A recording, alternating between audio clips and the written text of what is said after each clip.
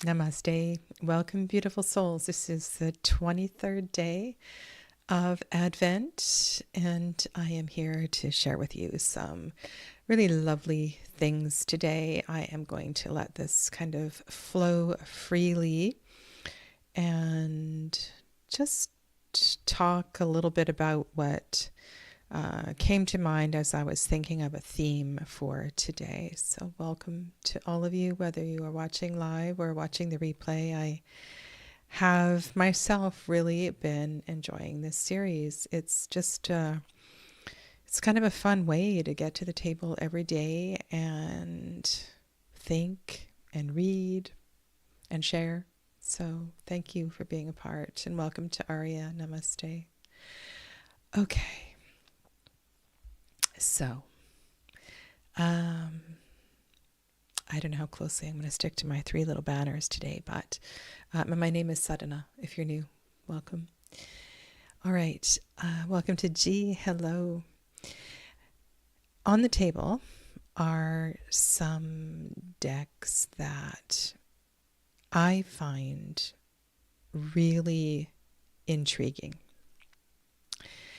And as I mentioned with the Weaver's Oracle yesterday, if that was that 2 days ago? The deck that's on the right is called Materia Prima. It is an Usi deck. And it is so very, very clever. There is something about this deck that really appeals to the nerd in me. And this brilliant interweaving of the elements that make up this earth, this planet that we live on, and these energetic, oracular interpretations of them. And I am a sucker for monochromatic, minimal color decks, and this one is just crazy beautiful. I am fascinated with the periodic table. I am fascinated with this relationship between the energy work of the elements. And I shared with you some days back a crystal book that really got me thinking about the makeup of the elements and how important it is to understand the correspondence between the healing and energy work of crystals, which is my main go-to for crystal work, but also to know something about the science of it all.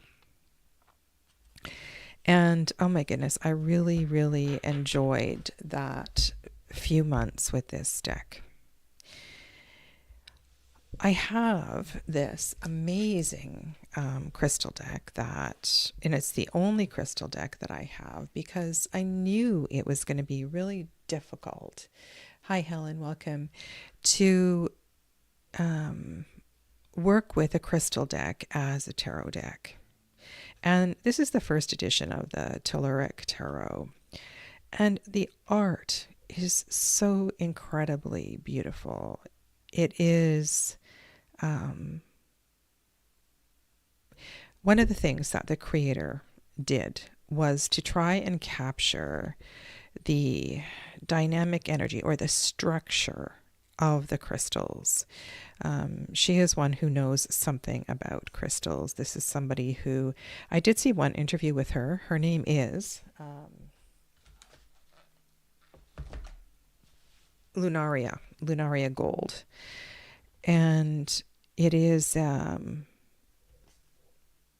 it would be fascinating actually to spend months and months with this deck. Now there are other iterations of it that fixed a few of the problems with the first edition. And the, can I say the marriage, the pairing of the plants with the crystals is really very clever. And I do have other decks that do this as well too, but I'm thinking of the Botanical by Jessica Bott, that one. But this is really, really something. And again, it's another deck that gets me thinking about plant medicine, crystal medicine, ancient connections to this planet. Oopsie. Hello, Amelia. Welcome. And then there is this gorgeous beauty. This is a deck for wonder walking. And let me zoom in on these paintings because they are extraordinary. And I have actually taken this deck out into the forest, taken it hiking. It is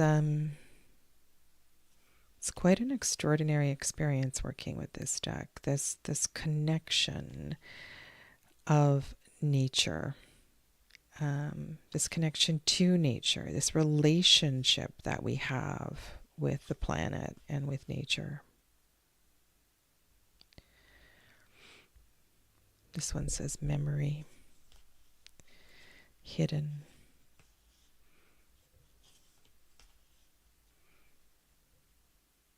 I also love watercolor decks. There's not too many. I mean, I have a few in my library, but there's just something about watercolor that really gets me. Look at this Dawn card. It's fantastic.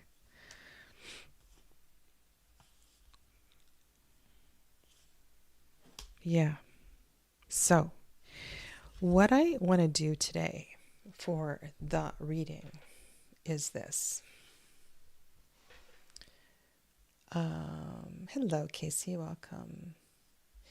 I'm going to be relying definitely on the guidebooks for sure, but I want to do a reading, one card from each deck, and the place that I'm going today, my mind, my theme. It's about presence. It's about presence. It's about connection. And I was also thinking today of using that close-up deck that I haven't really used. I have it here. But I think there's something about these nature-based decks, pairing them together. This one, I still want to do something with that deck. I'm very curious about it. And the reason I thought about that one was the close-up perspective, having a really good look at where we are and what's going on. And so the question today is, how can we better pause and connect and I don't know, just find the magic and the beauty in this incredible planet that we live. Hi, Saskia. Welcome. All right. So let's shuffle.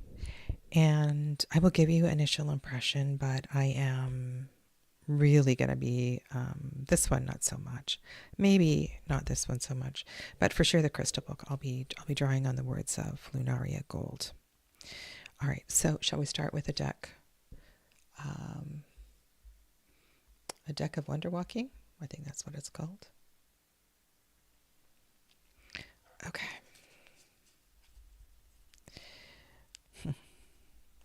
And can I say that this is also something I love to do, is play. It's play with my decks. And what a joy to actually have the time to sit and think, wow, these three decks together, what kind of a story will they weave? So we will see. Maybe I'll turn that one over and you can start thinking about it while I shuffle the other two.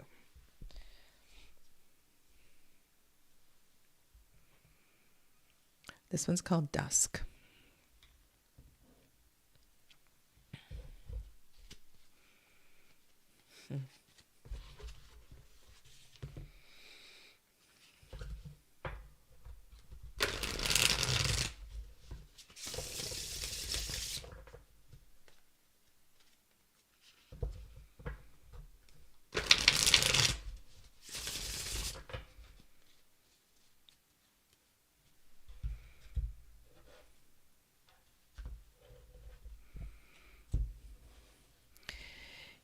I am Rutherfordium. Look at that cape. Okay, so that is not an element that I'm familiar with at all.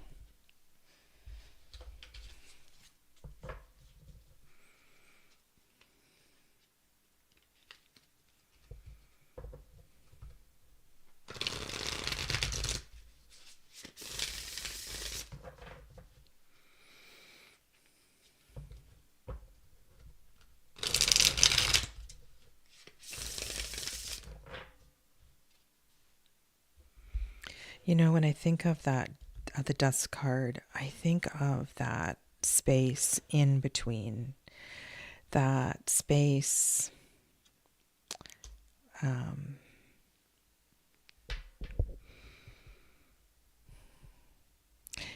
It's a glimpse. It's like it's a magical time, and I feel like anything can happen at that time of day. And the colors in this painting are surprisingly day lit, but also there's something about everything dissolving. And I wonder if that is not a metaphor for how easily the planet, the earth, the day, the cycles of the natural cycles of life dissolve into each other. There's not a question about letting go at dusk. Dusk lets go and leans into the night. As the night leans into the dawn. And these in-between spaces are so special and so precious. And there have been times where I have really made an effort, made almost like a practice of participating in these in-between spaces, like a daily walk to the to my favorite place. Okay, I'm going to go to Rutherfordium, and I want to show you something. Okay, so in this book, it's kind of difficult to navigate the guidebook, and very rarely do I like to mark up guidebooks like this, but I found it absolutely necessary in working with this book to do that. All right, and hopefully I'm in the right place. And I cannot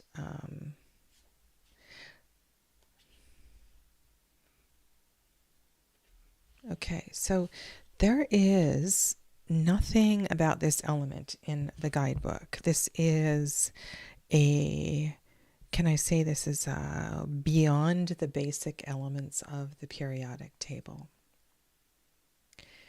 And how might I weave together this? And I can also look it up really quickly if I have another window open.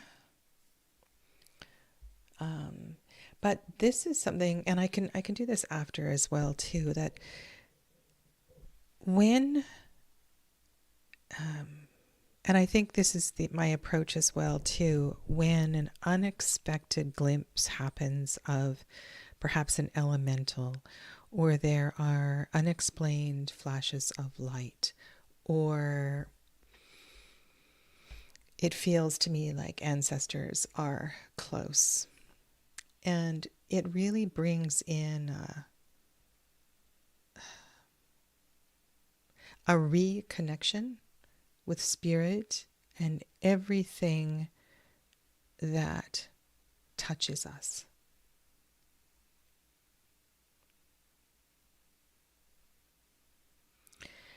If you if you look at bamboo,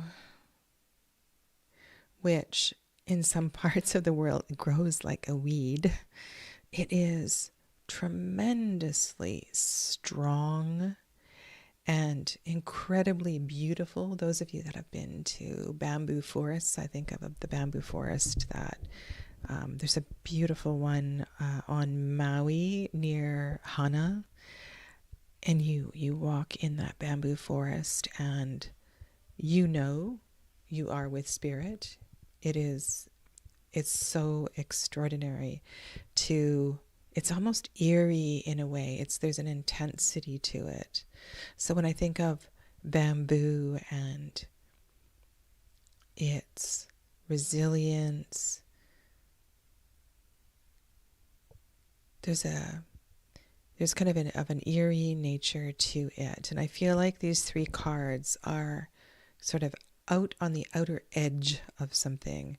Now, I'm not familiar with spinel, and it will definitely match the energy of bamboo. And what a beautiful color it is. And it is a number 4. There's an OK guidebook here. And from its color, I should be able to find it kind of quickly. So this is in the suit of fire, in the suit of drive. It is a number 4. The numbers don't necessarily correspond to what is familiar in the tarot. This is an interesting deck that works. I think it works better as an oracle. Okay. And if anybody wants to look up anything about Rutherfordium while I'm rambling away here, please go ahead. So this is 4 of fire, a foundation for prosperity. Spinel's hardness and array of vibrant colors have historically caused it to be confused with fine rubies and sapphires. Many of the most famous crown jewels in the world feature spinels as their focal gems. Bamboo has been a versatile and invaluable material for millennia. Its usefulness, longevity, and height make it a symbol of uprightness, tenacity, and integrity. Stability and good fortune are being celebrated within the security of a new home, business, or relationship. Now, this message feels very mundane. It feels very worldly focused, which is not what I was picking up on in general with the energy of the cards, but I'm going to carry on. Your efforts are bearing fruits, and you deserve to enjoy and share this bounty. A happy homecoming or reunion could be cause for rejoicing.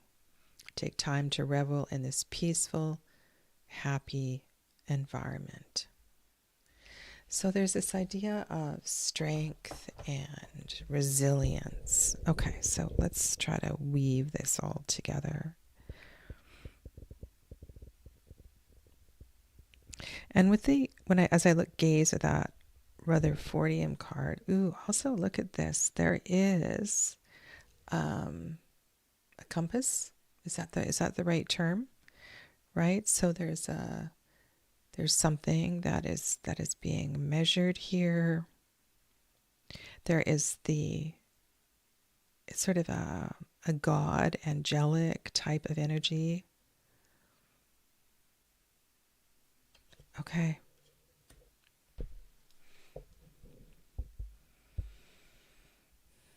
And also I'm feeling like a lightness of being. And I want to go back to what I was just initially feeling here, and that is about wandering on the periphery of the edge of life, the that mysterious place where most people don't wander. That's kind of how I was feeling as I was drifting into that dusk card. When my sister Ruth was little, I used to call her Rutherford. All I can remember is that it has something to do with atoms and transmutation and radioactivity and changing one element into another. And what, when I pick up on that little bit that Amelia wrote there, it is about that. It's about this adaptability and the comfort and the ease to wander and to be in life, whatever is happening around us, and to trust in the edges and the magic and the mystery as well too. Has anybody here been to the bamboo forest in Hana on Maui? I'm sure there's bamboo forests all over the world. But what a haunting place. And at the end of that hike, and a couple of places on the hike, there are incredible waterfalls. It's so opening, awakening, exhilarating, all of these kinds of words. Yeah. So I share with you here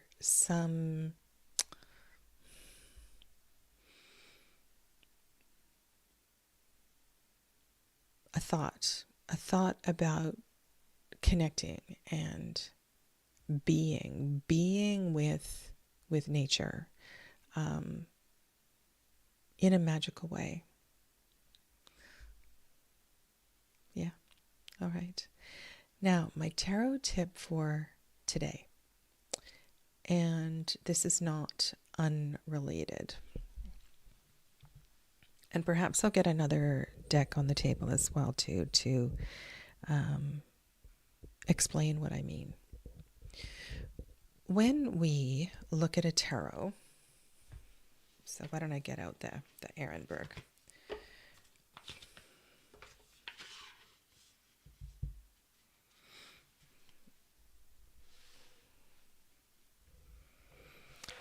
And I don't know if this is the right deck for this exercise, but it must be because it's here.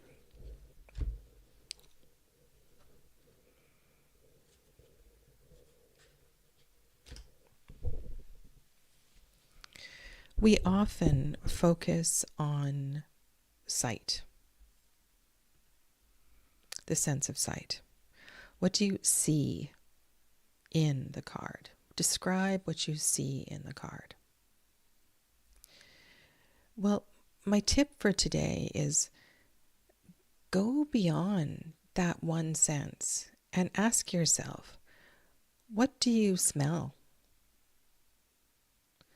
What do you hear? What do you taste?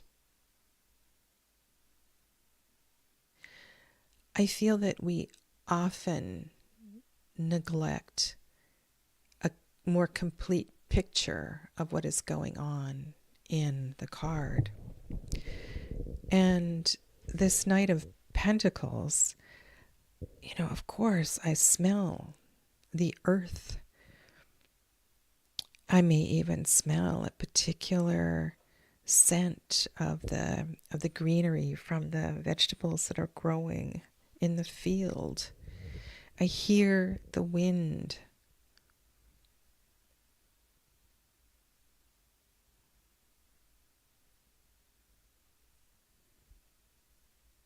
And I feel like in this Two of Swords, these swords have been freshly sharpened, and it's like I hear that sound of the blade against the metal as it rotates.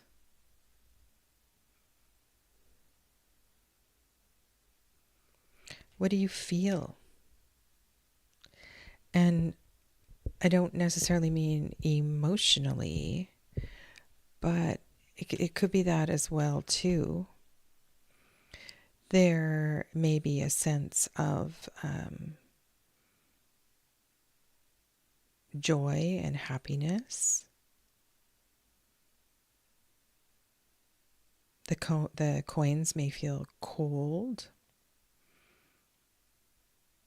but there's something really kind of cool about that red curtain that is behind.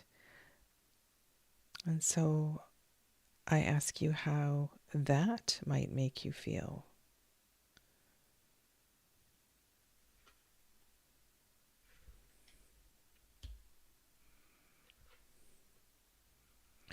What do you taste?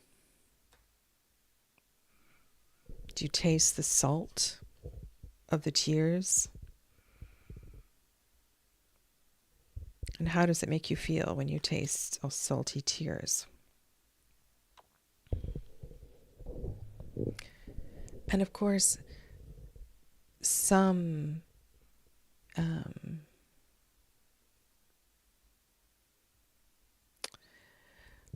Casey, what have you got here? Rutherfordium is a synthetic chemical element that is not found naturally. It has a short half-life and decays quickly. Okay. Well, I will also think about what the lesson in that might be. And I think it has to do with moments and glimpses. Just for the smallest fraction of time, do we experience the dawn?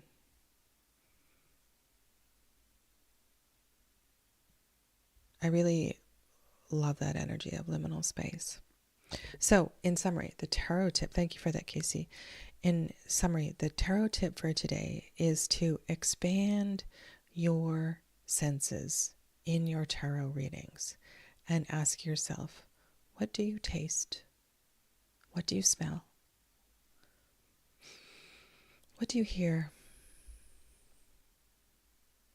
And this certainly can add a dimension and get you thinking beyond.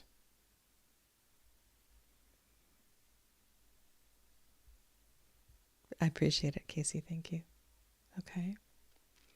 So let me know. Let me know if you try that and how it might change or bring a new awareness to a particular card or a depth to the reading that wasn't there before.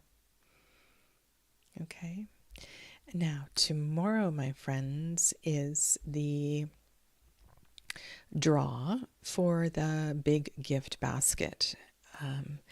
And I want to say that I will likely give you some choices. I will probably send you a list of tarots and oracles, and then the rest I will just put in it as a surprise. Yeah. Anyway, it's I had so much fun packing the gift basket last year, and last year the winner was Donna, Artists and Oracles Donna, and it was so lovely. She made a video when she opened it up, and it just felt really wonderful that all those treasures were